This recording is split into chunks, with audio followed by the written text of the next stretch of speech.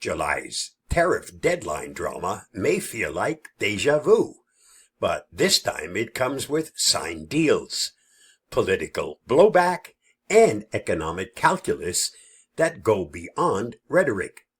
Tariffs didn't just scare partners into talks. They produced real commitments. Let's break it down.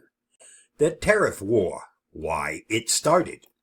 Back in 2018, the U.S. accused China of unfair trade behavior, IP theft, forced tech transfers, massive subsidies, and a massive trade imbalance. In response, Washington imposed sweeping tariffs under Section 301, triggering retaliation from China and others. The result? A global spanning tit-for-tat, a trade war with economic casualties on all sides. Latest big deals just inked. EU-US trade deal July 27, 2025. U.S. imposes a 15% tariff on most EU exports instead of the 30% originally threatened. Half, but still well above pre-tariff levels. EU commits to buying $750 billion in U.S. energy, investing $600 billion, and purchasing U.S. military equipment. Sectors like semiconductor gear, aircraft parts, pharmaceuticals, and chemicals enjoy 0-for-0 tariffs. But steel, aluminum, and copper still face 50% U.S. tariffs. Business reaction was tempered but relieved. Least painful outcome. Europe's automakers and pharma firms remain cautious.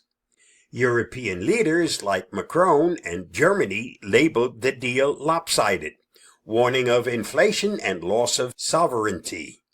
UK-US framework May 2025. The economic prosperity deal allows tariff talks on autos, agriculture, services, and more.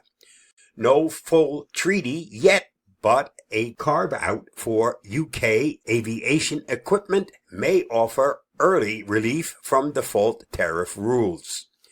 Other deals with Asia and beyond.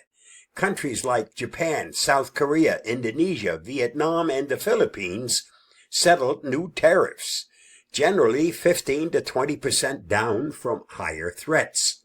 In return, zero tariffs on U.S. exports, plus investment or energy pledges. No deal yet with China, Mexico, or Canada.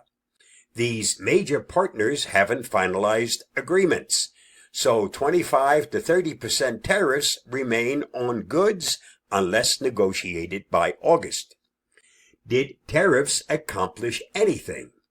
Yes, but with caveats.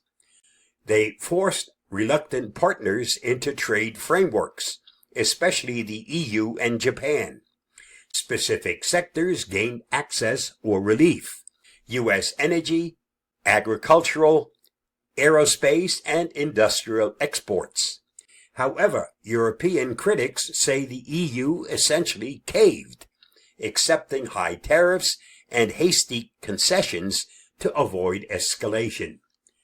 Remaining legal and political challenges.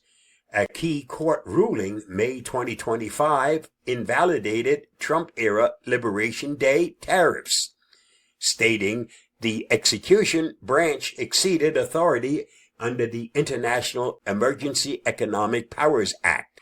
The U.S. Court of Appeals for the Federal Circuit issued a stay on the lower court's decision, allowing the tariffs to remain in place while the appeals court reviews the case.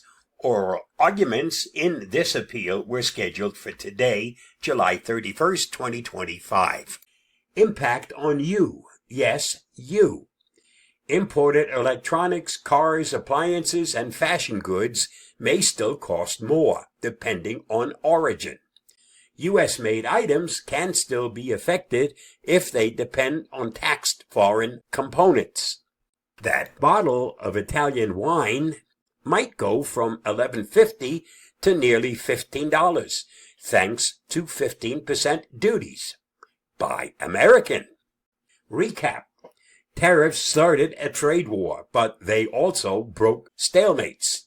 The U.S. secured deals with multiple partners, including the EU, UK, and key Asian economies, by threatening high tariffs.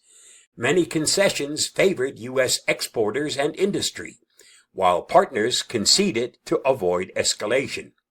Still, tariffs remain in place with major players like China, Canada, and Mexico, suggesting the war isn't over yet.